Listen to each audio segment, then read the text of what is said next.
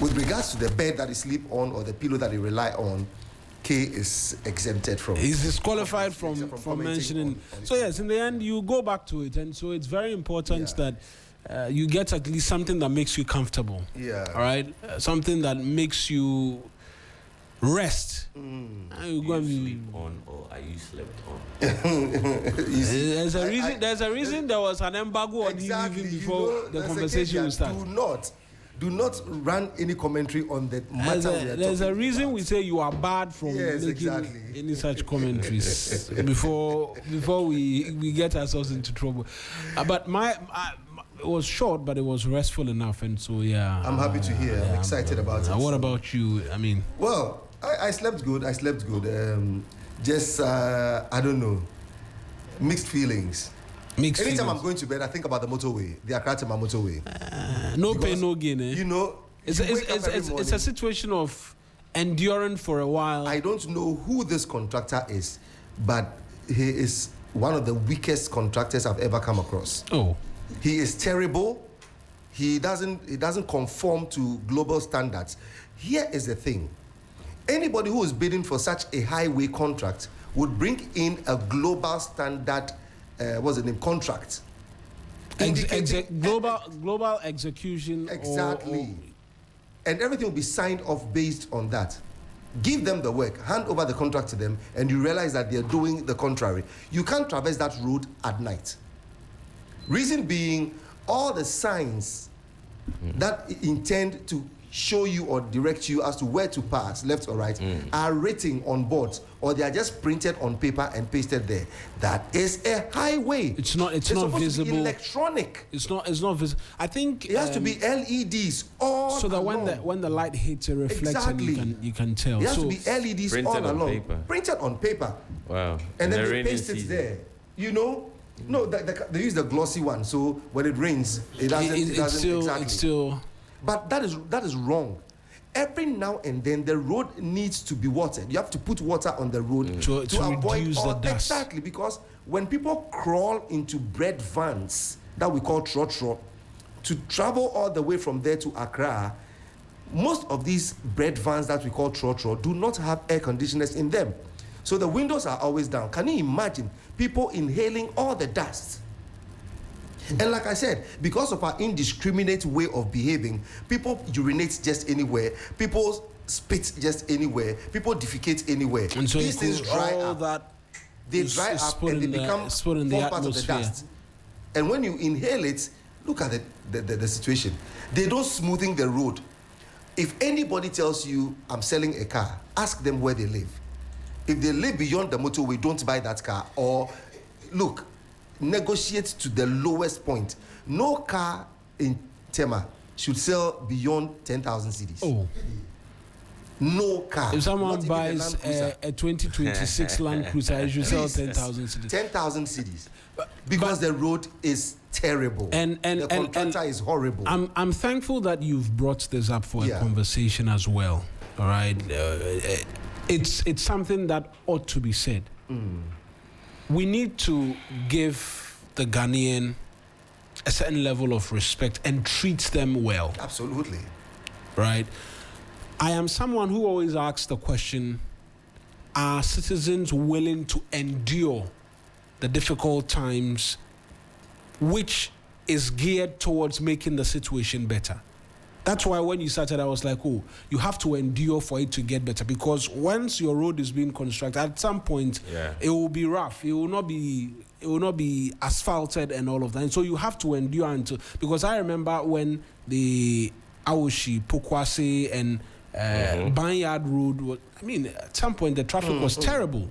But we endured, and then today, yes, something can be done in terms of traffic management, but the bad nature of the road is no longer as it was. But even while we do that, I think I agree with Patrice perfectly. Consistently and occasionally, water the road, reduce the dust, right? Reduce it. So persons, otherwise, by the time you traverse that road, you get to town, you're looking dusty. Yeah. You get to town and you're looking dusty. And so the contractor on the Tamamoto way, wake up. Please, we beg you, to the best of your ability, water as much as you can, so that the citizens can at least, whilst they endure the difficult nature of the road in wait of its being readied, at least they don't go through dust-filled areas and all of that. I must admit, and let me say this on record, not that they do not put water on the roads. They do, but they do them at the wrong times. So when you say the wrong times, when are the wrong times? They just do it in the daytime for the optics. So people see that, it is happening. But your construction is exactly. Yeah. So they work in the night as well.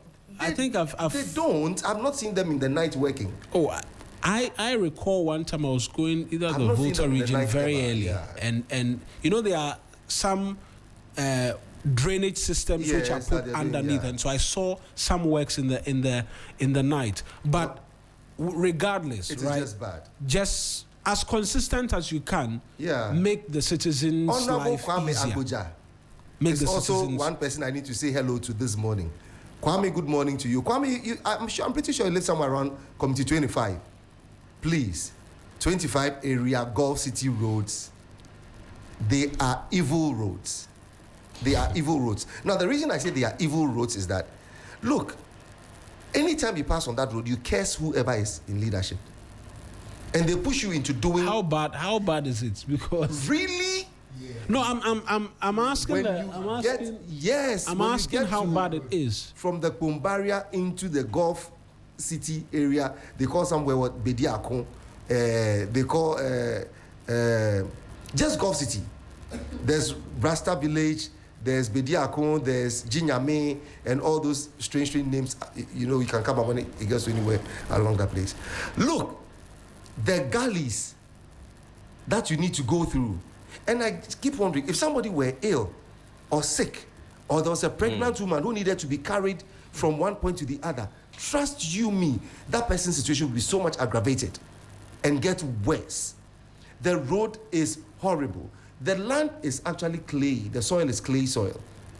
So it shifts as and when the big trucks move. So anytime there's water collecting in any of the ports, you can imagine what happens. And it looks like chocolate drink, that kind of thing. Sometimes it even gets worse or better than chocolate drink. It's so bad. And when cars, so I always applaud the commercial vehicles that use that road. I've always said that the Association of Landlords and Landladies should be giving some monies to all those who use their cars on that road. Reason being, you sacrifice a lot for that to happen. Every now and then, your shocks would go. Yeah. I have paid heavily for my shocks, but still, everything is gone down the drain again. For 4x4 to be experiencing shocks, then it speaks Gulf to City roads. It speaks and to then some of the residents are. You see, I told you the roads are evil. Some of the residents are evil. Do you know what they do? I mentioned this the last time. When the clouds gather and they realize, I think they go to the same spot you also go to. They visit the Ghana Meteorological Agency portal to check whether it's going to rain or not. The moment they get to know it's going to rain, they discharge their wastes. Septic tank. The septic tank. Not only do people discharge what we call the suckaway, people discharge waste, proper waste, human excreta. And I can point direct fingers.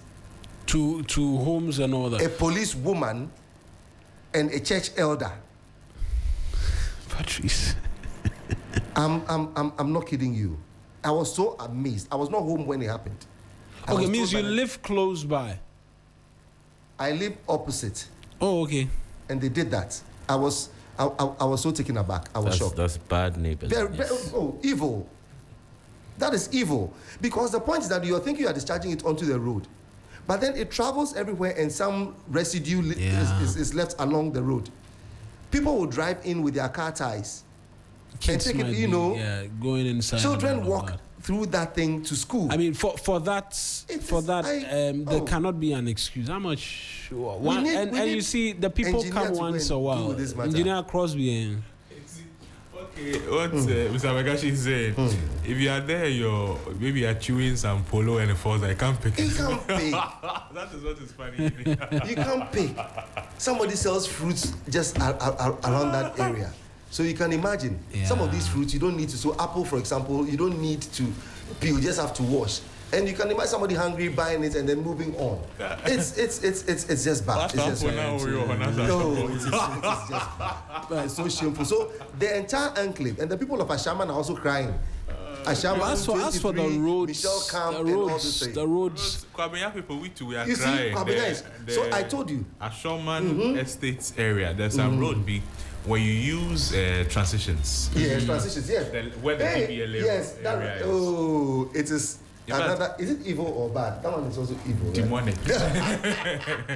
Nura Mohammed was one day using that road. Yes. She had to order a ride, so the ride came to pick her. When they were going to her destination, the driver said she will not go again. Absolutely. Because that road, it is bad, and that one has got a lot of I don't know. Okay, let me just reserve it to stones. It's like a stone quarry. It was like a stone quarry that has been leveled for people to go live in that community. Omawina, you know, who is going to speak for our brothers in Kaswa? You see? Our brothers in Kaswa. Yes. And No, that's why I'm cool, because everybody needs to draw attention to the fact that their roads ought to be done. yes. Now, when Especially those who commute the Kaswa Winneba road. You mentioned something that I think has become a pattern, because I don't know, but this big push should have been accompanied with some road safety sensitization. Oh, okay. And road management. Yes, because if you look at most of the road constructions and you look at road safety, naturally, you know, it hasn't been applicable to its fullest. So if you're a commuter of the Kaswa, Winneba or Kaswa, where the Apam construction is also ongoing, where there's a massive construction ongoing, you know, you'd realize that signages and all of those signages things are not placed, poor lighting system, so it makes it very difficult, especially when it's dusty. Imagine driving in the dust at midnight. It's a cloud of dust, and it reduces visibility as well. In the daytime, you have to turn on your highlights. In the daytime, I'm experienced on the motor. So watering the road has always been an easier option. So it's important that if our road minister is listening to us, I'm told he's a very discerning man. Yes, Kwame is very, he's hard on the If he's listening to us, this is an appeal to him that road safety should be taken seriously and should I think it should be a part of what the contractors do, should right? be to the best of their ability, reduce the. When in fact, was here some time ago, he said it is something that is part of the duty of the contractor. Yeah, that, you spoke to him. Yes, I remember. provide water the road and reduce the dust all the time. It's not like morning, afternoon. Now, who enforces it? Well, that's the problem. That's a question. Whenever there's construction, if the dust is becoming too much water, it is part of your mandate, part of the agreement. But it does not happen. Who enforces Exactly. it? So I believe he can't be anywhere and everywhere at the same time. I mean, So there will be officials. We use the medium to tell him that these things are not happening on the roads. And Talking about Mr. Govins, there's a worry I see happening. We know that a lot of the big push programs, they are to be completed in 2027, which is next year. We are in July. We have barely 6 months to end the year, and then another 12 months to end 2027. 18 months. Now, these are projects when he was touring them and was visibly angry that some of them were as Delayed low as and persons were not less starting than work. 10%, 15% work rate. What is the guarantee that two things? Even if the work is completed on schedule, it would be of top quality because of the pressure that these contractors will be seen to come under. That's a concern that I see happening. And he also spoke about the fact that they have now learned when they are constructing roads that it is not advisable to, if you like, remove the old layer completely, like what has happened on the Kaswa Winneba road, because when you're going there, the old road is not there again. So he says that they have learned to do it in pieces. So they clear a part of the old one, they fix it, because if you do the whole stretch, it means until that stretch is rebuilt, It's no more trouble. Yes, it's not more trouble. But my major concern is the quality road we hope to get, whether we'll be able to achieve that in 2027, because the contractors are working under pressure through no fault of the roads minister. They the contractors, are the ones who have not been proactive enough. That said, too, will we get, or will they use quality materials to do our roads? Another question. You see that a lot of the roads that we have in the country, after 2, 3, 4 years, yes, you see potholes emerging from the roads all the time. Is that something that we'll see on the roads that the Big Push program is implementing? If that happens, it means we'll have to again audit the contracts that we're giving to the people in a subsequent government, and then we may have to be paying people some judgment debt, some debt that the roads minister will have to deal with, and all of that. So he's under a lot of pressure, but I just hope that he's able to in Ghana, you just have to hope. What I can say to add to what Crosby mentions is that there's that expectation on them, and I think in terms of can you qualify the expectation? His high expectation. Right. High. In terms of the visits, and we've had conversations, and you spoke to him personally, and so you have a bit more in terms of detail as well. There's a continuous drumming of quality. The roads have to be of a certain quality, right? I think it will come down to persons who are inspecting the progress of work. And a number of our listeners as well have been sharing videos of their roads since we started. I mean, conversation. you see the conversation about big push. You know, as much as it is an awesome initiative, I mean, all beautiful things have their challenges, and I think that's why we must be more deliberate, because it looks like no matter how well-intentioned things are planned, you know, its implementation is always very questionable. Which was leading me to the point that at the last time we had a conversation in studio, we were asking why it was taking the minister to travel to these places to realize that the contractors were not working. There's a district in which the roads are being constructed. There's a district roads and highways official. They run all the way down to the districts. Where is the district persons who are supposed to be aiding to monitor the roads? The DCE.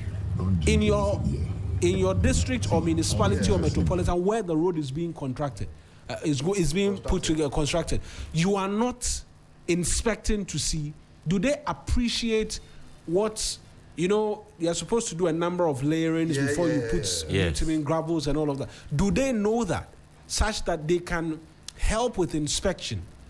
Yes, we see the ordinary citizen, particularly when the minister was going around on the tour, say that, oh, Honorable, he has not been coming. When he heard that you were coming is when he came here. So we are seeing citizens, even on social media, they post the videos. But to places where the work is being done, I'm not sure the ordinary citizen appreciates and understand how many fillings or layers has to go before quality assurance. The road, we can say it meets a certain standard. Assurance. Who are the persons in the district? The DCE, the regional ministers, in your region in which the road is being done, the MCs, don't care about the all of those people, the chiefs. You understand? Because it has to take the minister must not be everywhere, and we are not making excuses for him. No, but the truth is, Mawina, I want who to is play the monitoring? devil's advocate here. Who is monitoring? You know, because we take monitoring and evaluation for granted. I don't know why we haven't centralized it technologically. It can be done. Because it should be done. I always say that even with micro startups, if we are able to deploy technology tools that create ease for our administration, I don't see why we can't apply same or better to public administration. We should be able to digitize monitoring and evaluation. when reports are made or when reports are inputs are made with regards to ongoing projects, the minister should be able to see from a dashboard. So when the minister has questions to ask, it is as easy as identifying who is responsible for the missing link. Yeah. But we are in an era where, there was a lot of noise on digitization under the Nana Akufo-Addo administration, but I always feel that technology is always evolving. I mean, they did their bit. The Ghana card has come to stay. Right. We've all seen that it has become a very primary identity document. Yes, identity document that, is creating ease and is helping interpretability, So one will expect that once that foundation has been laid and we are moving towards an era of even bigger tech, a reset should experience some of these things. You're absolutely right on that. If you look at the oral for instance, imagine you have to be scrambling looking for information here and there when we can conveniently just enter a website link and access whatever information there is supposed to be and track whatever information there is supposed to be and find whatever information we are supposed to. One of the hardest things in this country is finding information. And it is very, very, very key, but undermined all the time. Because how can you speak to things you don't know? Absolutely. Yesterday, the Auditor-General released a report. A number of reports actually have been. And I was trying to analyze the document. So I was looking for maybe history, some historical document, maybe 5 years, so I could draw parallels and all parallels.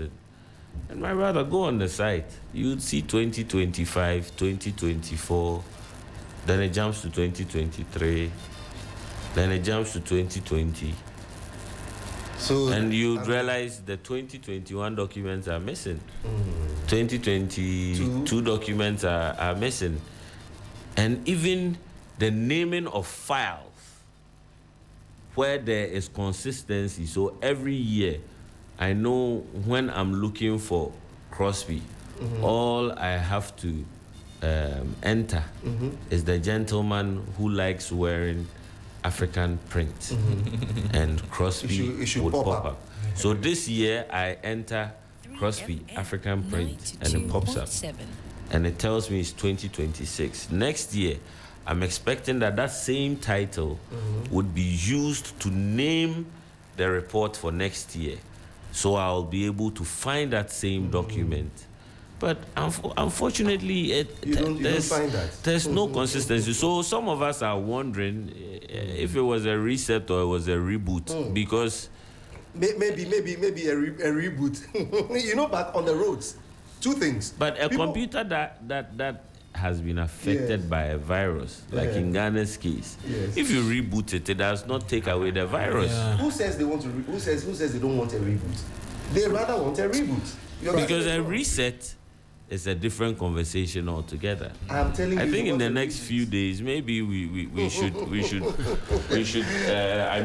a scorecard. 2 comments on the roads. Right, because I wanted to find out which road it was. Then we can get into. Okay. Then we have the Elizabeth also. We can get two into things. the. Number one, people would always talk about the 10% aspect that some politicians collect. Allegedly. Yes, allegedly, the 10%, and they'll tell you that yes, when they take the 10% and pay the person who gave them the contract, the person who did so and so and so and so, there's little left for them to construct the road. So that is why we don't get the quality. So where are the 10%ers? Where are they and who are they? That is number one. Number two, there is this very crass notion that when the road is constructed properly, top quality, no contractor will get other jobs to do again in future. This is a WAP mindset. Why do we do this to ourselves? Because do you know the number of kilometers this country needs for roads to be completed? Imagine buying a 19 cedis hammer for 300 Ghana cedis. You know that kind of thing. So my point is that Why do we construct do these the roads, let it be quality. There are inner roads. People are going to spread out. There are places that we need to go. So every now and then there would be work for you to do as a contractor. Do not say that if I construct this road and make it a high quality global standard road, what happens to the next people who come to power? What happens to the next? You know, Ghana, I keep saying, the quality of leadership is determined by the quality of the roads we have. And mark my words for that. The quality of leadership in any country is determined by the quality of roads. Let's get into the newspapers now. Crosby, I wanted to read a comment. Yes, the road I was referring to was the Ecomog Road or the Academic City Road around. What we showed as well was somewhere Amasaman. Patrice, start with the Daily Graphic. Okay, let's start with the Daily Graphic. So, Daily Graphic this morning says, government unveils renewable energy plan. It's on page 13. And Goldfields Foundation, World Vision, provide water for Damang community. So Goldfields is teaming up with World Vision to provide water for the people in Damang.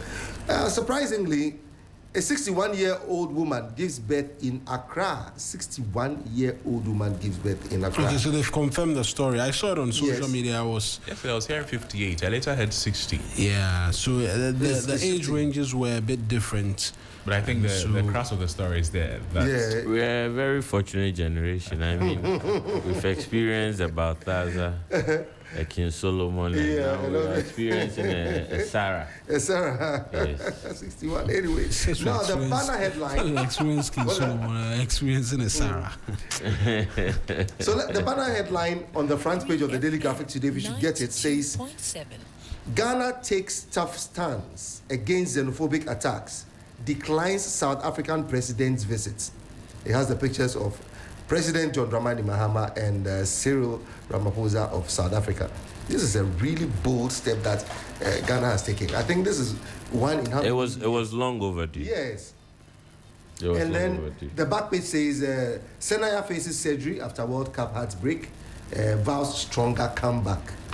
Is he coming to we wish him all the best. He was inarguably one of our standout players, and it was terrible seeing him leave the pitch in the manner in which he did. And so, even more terrible the impact it had on the team. Absolutely. In fact, his absence automatically affected the fortunes of the team. Okay. And so, yeah. So that's follow through. Let me just do what Crosby does most of the time. So the center spread. Right. So the center spread of the Daily Graphic says NDPC constructs Black Star Stadium in Western Region, and then aging fleet threatens emergency response ambulance service. We've heard this since 12 BC. The same story. When were the ambulances purchased? Chairman, I'm tired. Are these the President Akufo-Addo's ambulances? I should think so. I should think so.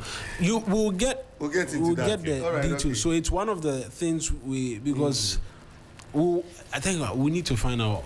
Okay, Patrice, perhaps just mention. I don't think it will. So that, because I want us to go through the headlines as well quickly, so that. Okay, this one talks about it was acquired in 2018. Anyways, GRA to donate confiscated 39,000 jerry cans cooking oil to school feeding program. So he's got the picture of Anthony Kwesi Sapon, Commissioner General of GRA, who was speaking to the media. So somebody was smuggling items, 39,000 jerry cans of cooking oil, and they believe there's a corroboration between some staff of the GRA and immigration. So there you go. That's the Daily Graphic for today. All right. I have the Daily Guide. I'll do that quickly. Government officials linked to Aussie $208 million meth bust. That's according to the Interior Minister. You know that methamphetamine, which was confiscated in Australia. Is it the video we exchanged? No. Is it that one? No. This one was a different one. Oh, okay. There was a bust. Yes. I remember. In Australia. I remember, yeah. The minister says investigations is already linking government officials to that. That is certainly to draw a number of eyebrows. Asante Hema picks Nanaya Icha II as stool name. 2 killed, others injured in Sefi Sairano police resident clash. Wow. Security services recruitment, 1,300 candidates have HIV. The minister is disclosing this, and Safo Kantanka didn't name next leader in will. Ajwa Safo's lawyer is saying this. I'll do the news center quickly and then we can get into the others. 94.6 million cedis wasted under Green Ghana. MS Richie Plantations paid 9.5 cedis per seedling, while 1 cedi per seedling offered by local seedling suppliers was rejected. Water for Daman, a partnership that delivered. Court strikes out false case against Amardeep Sanamdeep Singh Hari, the IPMC executive chairman. It's a complicated story on the front page. And government officials under probe over $208 million meth scandal. Also here, 7.5 million paid to 4 dead pensioners is captured in the Auditor-General's report. And then the Ghanaian Times, we have a vice president, Professor Nana Jane Opoku-Agyeman. Says focus on results, not numbers. Veep urges research fund. GRA also donates seized cooking oil to school feeding program. Interdicts 4 offices. And we have state bodies lose over 1.24 billion Ghana cedis to financial irregularities. Auditor-General reports. NAS to roll out pre-notification referral system for emergency care. And then police reiterates warning against unlawful use of sirens. If we look at the back, we have persons with disabilities empowered with tools to start business. And 500 women farmers received 250,000 Ghana cedis support in northern Ghana. The new finder this morning says that Ghana secures $21 million EU grant for Tema and Pakadan Rail. Also, Q1 revenue falls to 57 billion cedis. Gold price down to $4,126 per ounce. Agribusiness players call for caps on food imports. There's an interesting story here. Accra waste crisis deepens as landfill nears closure, and that's on page 5 of the paper. So I got a message from your friend Prince Derek Ajay, and that message was also related to waste. A question that he's asking is that you know that on Friday and Saturday, I believe, we're doing a cleanup. Oh, yeah. He's asked the question, where is the waste going to? Where is the waste going to? I think it's something that we should pay attention to. So if you know how important that landfill is to the sanitation concern we have in Accra. A few weeks ago in the Ashanti region, there was a waste crisis. Tricycle operators, they were also complaining that a place was full. They didn't have a place to dump the waste. We should be careful so that Accra does not get there, because Accra generates far more than Kumasi does, and if we don't get landfill sites, where will the waste end up? The water bodies. The Inquisitor this morning says Ghana rejects Ramaphosa's state visit. Nana Ayew exposed as he is suspected of having different motives. That has to do with the Afari Hospital visit by the NPP. Eastern Region NDC welcomes Apiedu's decision to contest as regional vice chair, and Emisa Foods on post-flood handling of vegetables. That is the Inquisitor for this morning. Also, there's a newspaper called Discover. It says government officials linked to Ghana-Australia meth busts attributed to Interior Minister. Asante Man celebrates a new Asante Hema, and then cash irregularities jump to 410 million in 2025. So Discover is telling us that. The Informer this morning says NPP slams Mahama Museum locomotives. Toxic dump horror at Malam. Economists recommend more funds for MMDAs. Who is this economist recommending more funds for MMDAs? Anyway, we'll deal with that. Face saving visit. Mahama snubs Ramaphosa over xenophobic attacks. Drugs and alcohol won't solve problems, doctors warn.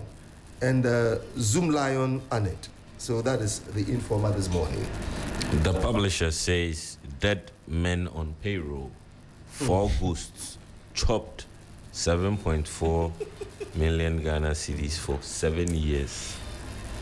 Finance Ministry delivers $700 million Euro bond settled ahead of schedule. 1,300 security applicants have HIV. Oforisapo becomes Unimax first chancellor, and Ramaphosa visits snob. Minority seeks clarity. Okay, I have the Daily Guide with me. Daily Guide says... I've done. Oh, you've done? Yeah, I've done Daily Guide. Let's look at the Chronicle. Great. Okay, do the Chronicle. Yes, Atoforsen caught off guard. AMA leases 2 public lands for 90 years without his approval. EC staff union petitions management to suspend recruitment of director of finance. Will does not determine Christo Asafo leadership, says lawyer. So that is for the Chronicle. Okay, there's the Accra Times, which says that UBIDX will rise and shine. And this is attributed to Alban Bagbe, Speaker of Parliament. Afoko is MPP's best bet for 2028. And Zanata calls for collaboration. Minister calls for more investments. And then NPA engages retail outlet operators and tanker drivers. So that is the Accra Times. Junior Graphics says children in cities, just like the mirror, developing myopia, screen time major cause. And it says Junior Graphic Parliament and U Quiz and Junior Graphic National Essay Competition. Yes. Okay, so let's look at the Herald. Herald newspaper this morning says Goldfields mine lease, lobbying caught in Ghana, South Africa diplomatic chaos. Oh wow. Interior Minister drops bombshell in Australia drug probe and security services applicants HIV test. Now, Ghana Water Company Limited shuts Dodowa booster station tomorrow. Council of State against sensitive public officers for dual citizens. And then Ghana Gas Management blames Ken Ejepong and Ben Asante in Airport West property acquisition. Whoa. This is quite deep. So that's the Herald for this morning. Let's get into the details, right? Okay. Patrice. We didn't the ambulance. Yes, the ambulance.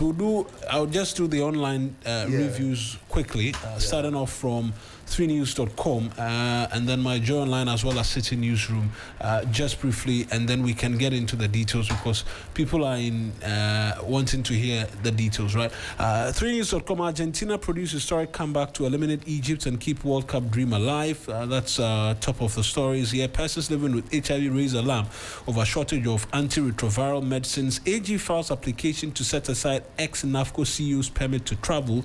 And Western North Region Police Command interdicts 8 officers over fatal shooting incident at Sayerano. Cabinet to finalize position paper on review of 1992 Constitution on July 10, as according to the President. Right. MyJoyOnline.com, Suffolk and Tanker's will does not name a church leader, says Kwame Ikufu, who's a lawyer of Sarah Jasafu, who's been speaking. That's a tough story there. Take responsibility. Minority Caucus supports tough action against South Africa. That's good to see. East Legon, Medina, Denta, others face 24-hour water interruptions. The water supply is not 24 hours. It comes weekly. That's what we've known since. Facts first. Samuel Jinapor cautions government over foreign affairs decisions, and Professor Quarty slams GES ban on graduation ceremonies as knee-jerk reaction. Calls for policy guidelines. City newsroom. Government to blame for sanitation crisis. Linda Oklu sleeping on the job. The Kwai MP is saying this. Ghana secures UAE Saudi markets for semi-finished cocoa products, and Ghana must emulate Morocco's football development module. Nyantichi, he should give us a break. Police dismantle alleged drug. He was there for a long time. Did we see the Morocco setup? We went to the World Cup, I think 2 times under him, or was it 3 times? Right? We went to the World Cup in 2006, 2010, 2014. Yes. What did we see? What did we see the money being used for something? Please, those people should not come be advising us sometimes. Well, it's good. Maybe you've sat down, you've realized your mistakes and all that. But sometimes it's very annoying to hear it from persons who have been in the position for to implement. Absolutely. I mean, let's call a speed a speed. So I have Ghana Web here. Let me tell you the Ghana Web, then I'll come to you. So, stories on Ghana Web this morning. Go to the beach in your country. Watch as South African women are chased out of Mozambique beach. Listen, it's getting very serious. We're joking with it. Now, from Kusi Amwa to Amabunsu, list of all Asante Hemens since the creation of the Asante Kingdom. It's on Ghana Web this morning. Council of State advises Parliament against passage of Dual Citizenship Bill. That is another story. Police post set on fire after fatal shooting in Sairano. U.S. launches airstrikes against Iran. Now, every child is born a blank state. Parents shape the outcome. This is attributed to a pediatrician. KNUSC student accused of girlfriend's murder reappears in court. Local government ministry holds emergency meeting with MMDCs ahead of national conference or something. Yeah.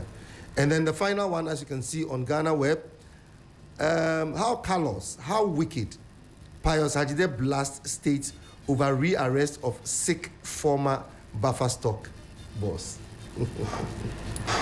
So that is Ghana Web this morning. Yeah. We can start with the ambulance story because I checked. The ambulance story? The ambulance were commissioned in 2020, so it will be interesting to. So this story is by Joshua Bedia Akunkumsen, and it says the Deputy Director of Planning, Policy, Research, Monitoring and Evaluation at the National Ambulance Services, Dr. Simon Akairi Nyaba, has disclosed that nearly all ambulances being operated by the service have exceeded their recommended operational lifespan of 5 to 7 years, resulting in frequent breakdowns and increased maintenance challenges. According to Dr. Nyaba, the NAS currently operates 323 ambulances across 319 stations nationwide, with the last major addition to its fleet being the acquisition of 307 ambulances in 2018. He said the vehicles had now exceeded their useful lifespan due to the demands of emergency operations, which often involved long-distance referrals across the country. The manufacturer's recommendation for an ambulance is that when it runs between 5 and 7 years or 120,000 kilometers, you have to start looking at replacing it. Now, our ambulances spend more time in the workshop than actually providing the care that they actually need. So that is what they say. Spare parts, he said. The aging fleet had affected the service ability to meet the growing demand for emergency medical care, and some ambulances were spending extended periods in workshops instead of responding to emergencies. Here's what I'm going to say in relation to that. I think when the ambulances came, they came with additional contracts for servicing. Right. I think in terms of all of the debaters, so Kenoforiata and the OSP's investigation in particular, the ambulance purchase saga is one of such. And the subsequent agreements for servicing.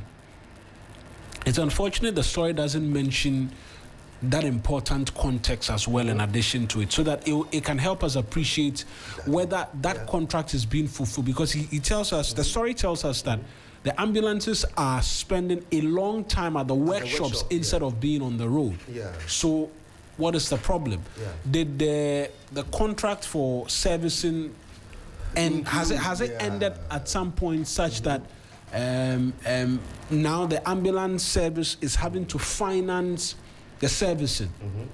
You know, all of those are important contexts, but the bits where per standards between 5 to 7 years you must begin to look for new ambulances. I mean, it's fair and it's a resource conversation, right? But what is happening to the servicing, even as we look forward to putting pressure to bear to say that health is wealth. Let's look towards getting new ambulances and all of that. I'm surprised you're surprised they didn't include that aspect of the contract in the statement, because that is what will benefit all of them.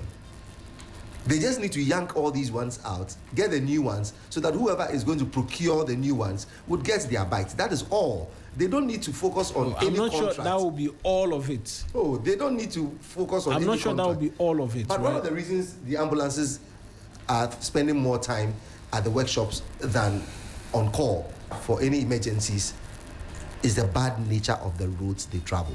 Because they need to be on top speed when they are carrying a patient. So there was a $77 million contract for the ambulance maintenance. Great.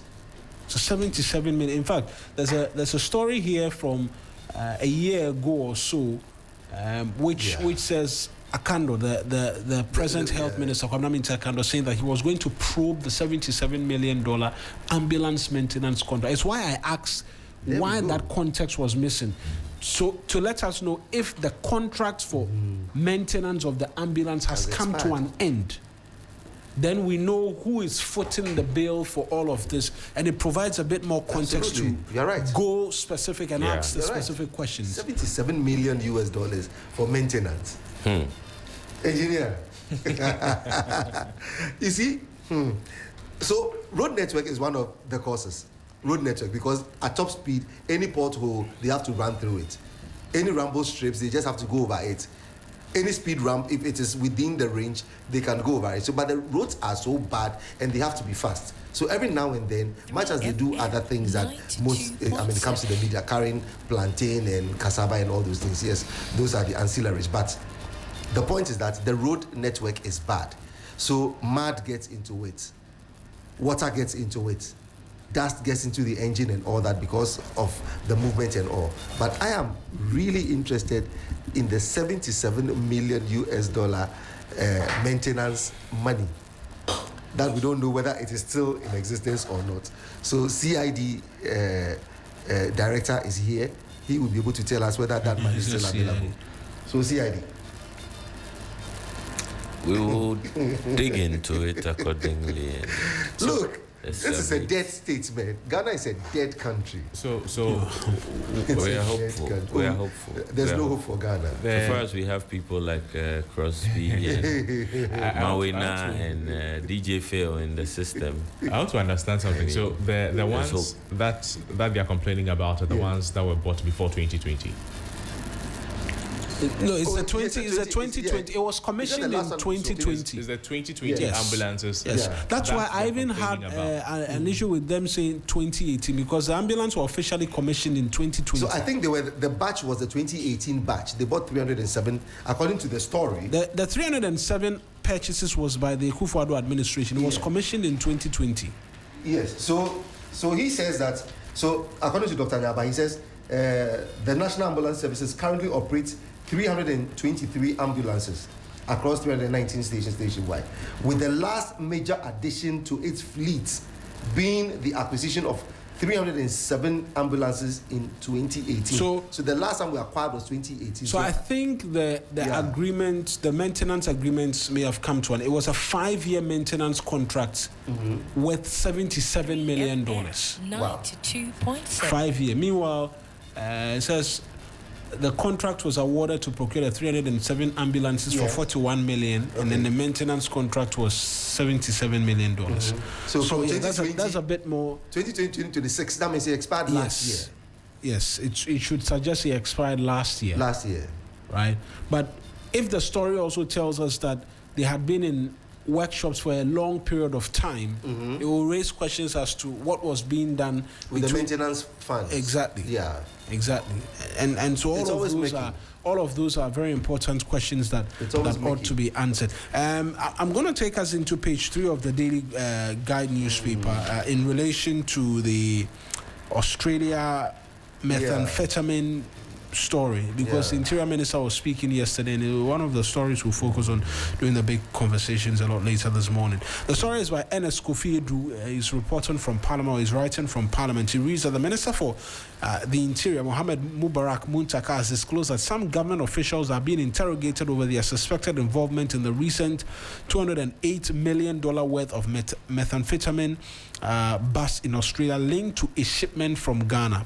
Appearing before Parliament's Government Assurances Committee, the Minister said investigations had uncovered indications that individuals within the state system may have played roles in facilitating the attempted trafficking, although he declined to identify those involved because investigations are ongoing. There's a quote attributed to him: "Our men are on the ground." No, he says, "Our men on the ground, like this Australia thing that you mentioned in passing, even as of yesterday, we were still interrogating a lot of government officials," Mr. Muntaka told the committee. He stressed that investigators are pursuing evidence and could disclose details that could compromise the probe. You have been Minister for Defense and you know the importance of evidence. It is not everything that I can put out at this stage because we are still investigating and interrogating people. There's a lot that is not adding up. You see that there is some involvement of some people within the system, he said.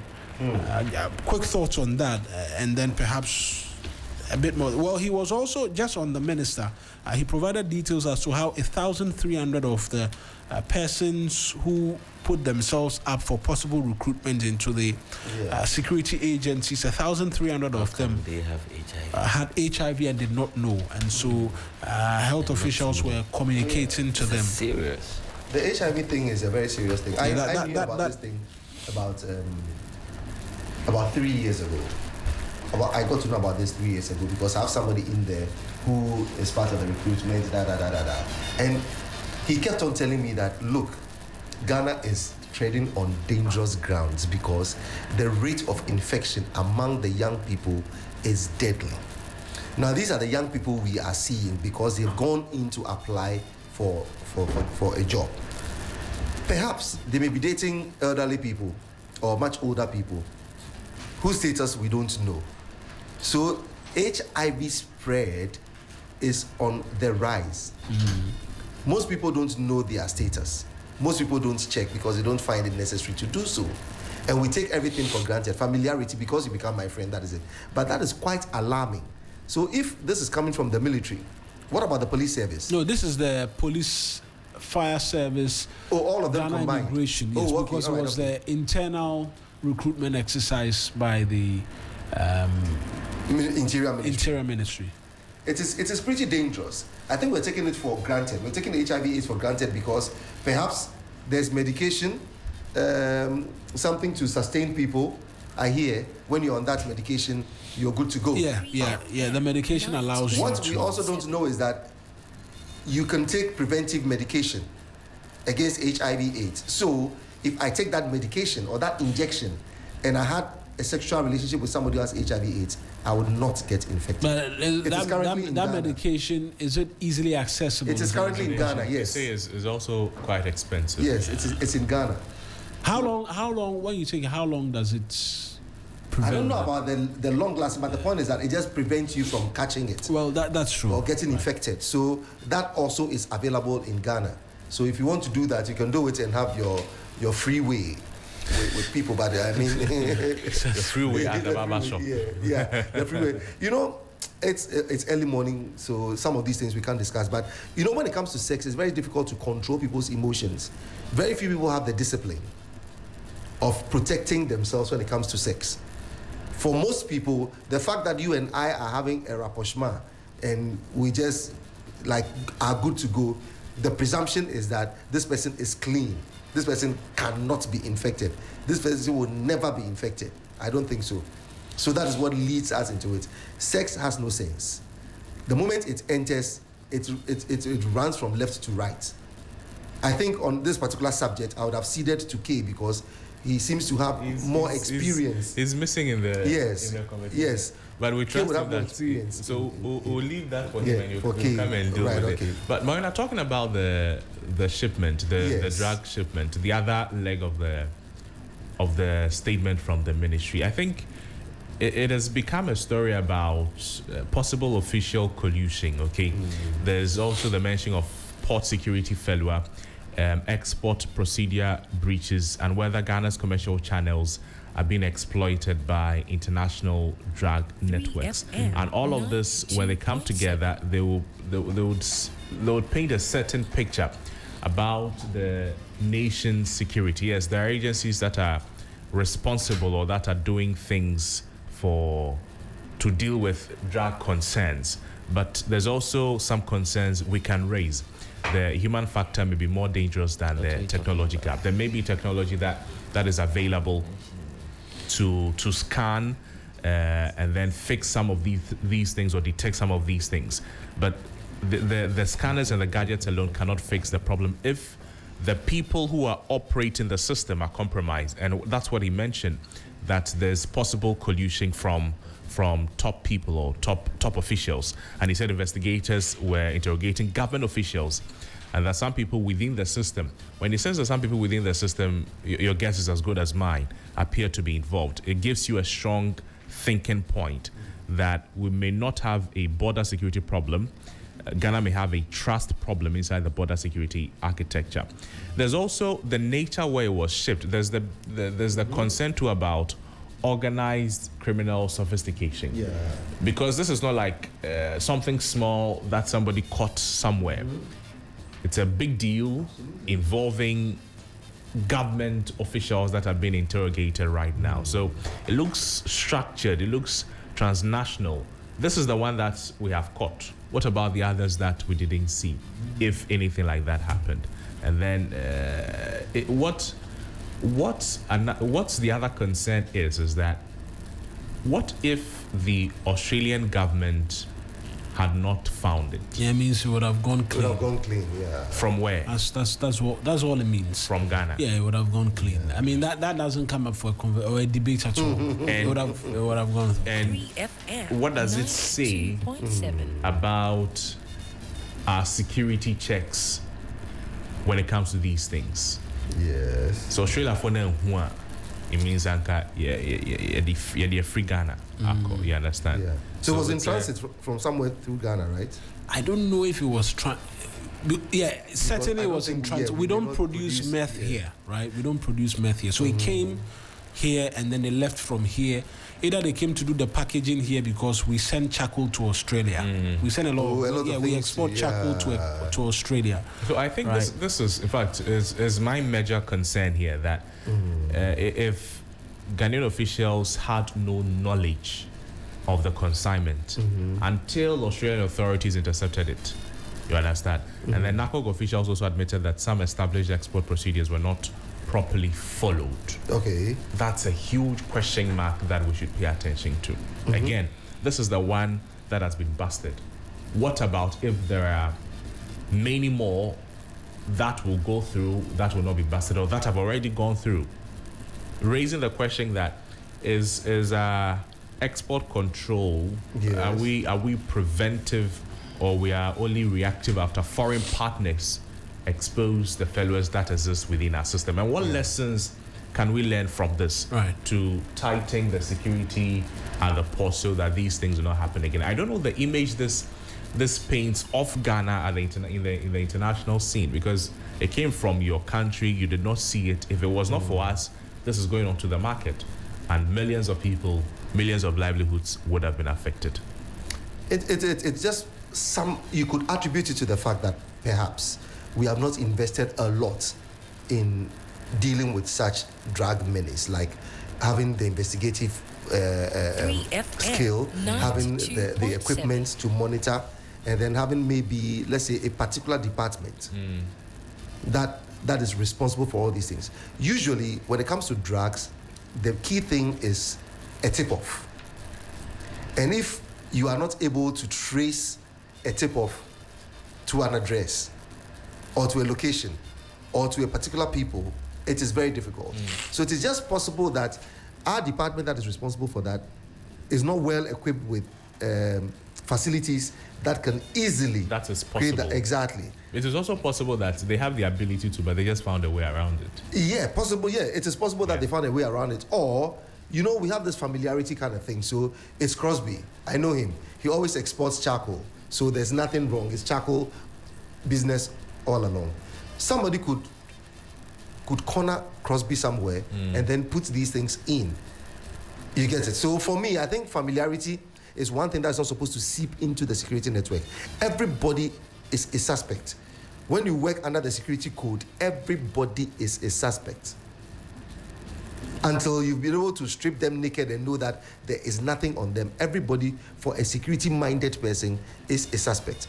So in all these things, because we know our own people, because we have a certain affinity towards them, it is difficult for us to do. But when it comes to tracing the drugs, I think that they have done a lot of orientation with Interpol coming in to train. They travel outside there to get some training and all that kind of thing. So I wouldn't say they are bereft of the techniques. Exactly. It does not sound as Exactly, though we don't know. It's just Perhaps it's a lapse. That kind of thing. It's a lapse. It's just like the 6-minute thing that the African teams do. It's a lapse. In the last minute, we just let these drugs slip. And 3FM. And if it is a lapse, No, there are few, I'm not sure we can just say just a lapse. There are persons who might be profiting from yes, what happened. true. And as much as the point I was going to make when Crosby raised these very important points was that since the coming into office of John Mahama, there's been a number of drug busts. Yes. And I mean, consistently, I kept asking the question: is it a case of security officials upping their game, or drug official, or persons who are officials? Drug lords. But I think Raymond Dacha is playing a very key role in this thing Drug lords who are because of his background. losing technique. exactly, or they are becoming emboldened to want to do more, which is the reason why they are being reckless, right? It could be a lot of things because, particularly last year, there were a number of them, cocaine and Bus, some other things on major roads and all that. And I kept asking the question, coupled with Reverend Intim Fojo, when he came and made the allegation that some airplane had come into the country and the lights and everything had gone off. As much as 320 kilograms. right. As much as there was debate as to he should prove, I think it was a cue, or should have been a cue for a bit more in terms of rigor, right, in these things. So this coming along the way suggests that, maybe there may be some element of truth that persons are actually profiting. And if the minister's comments are anything to go by, persons played active roles in to let this slip. Happen. Then it raises these questions that in the value chain or in the chain of operations when this was discovered, who 3FM failed to follow 92.7. procedure? Which individual, which group of people failed to follow a certain procedure that could have helped to detect this before it left the country? And then we can also look at a particular agency who may have failed, or which may have failed in their work to allow this to happen. And well, there's the concern or allegations of collusion and all of that. But most importantly, too, is that as investigations are ongoing, what happens after the investigation? Because the concern or the suspicion is that after investigations are done, and then we realize that it is people who are connected people, then we leave it like that. It means we are still very likely to have these things happening again. What should happen after the investigations are conducted, and then what punishment are we giving to people so that we don't see these things repeating themselves? There seem to be two things involved here. Number one, like I said, there must be a tip-off before somebody follows through to trace. But Or there must be a trail. But you've heard these days they are asking for money before they tip off. Oh, really? Yes, I think. They will do. I read it somewhere in the news. Or there must be a trail. You must have known that there's a pattern. We are following person A and person B and person C. So we've been following them for a year, 2 or 3. If we are not able to establish that, it will be difficult for the authorities to just identify. But the lapse is very serious, because if going out, these things are allowed at our security checkpoints, what about things coming in also? Because it's the same security apparatus that operates within that tangent of space. But are you surprised? I am not. Have you been to 92.7 La Paz at night? No. There's an area, there's a pub called Bigot. Have you been there at night? Oh, I've heard Bigot. Okay. Maybe you should visit another place just around the Gun South Municipal. Really? Yes, called Choice. Uh-huh. Where What happens there? where you go and make choices. So there are drug addicts there? Shazina Twazi. You know? So, we may think it's not... and I mean, I'm even talking about immigration. How? Okay. Because we have foreigners who even come into this country and conveniently sell drugs, like peddle drugs and things like that. You know, we have foreigners who come into this country for prostitution. Yeah.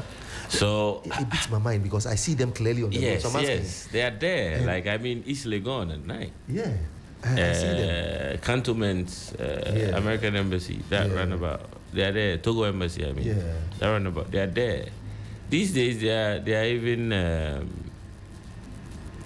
scattered everywhere than they used to. When we were younger, I mean, see them hiding, but now they are just... They use drugs a lot. Open also, space. Yes. And they do abuse drugs. Yeah. So there's sex and drugs. So they Yes. say the two go hand in hand. work Yes. together. Sex and drugs. But if you wonder how they are, the foreigners are even, and not to be xenophobic. Yeah, I know. I mean, if you wonder how foreigners are able to enter this country, look, there are 14-year-olds indulging in prostitution, 15-year-olds indulging in prostitution. At Choice, at Bigot, in some of these places.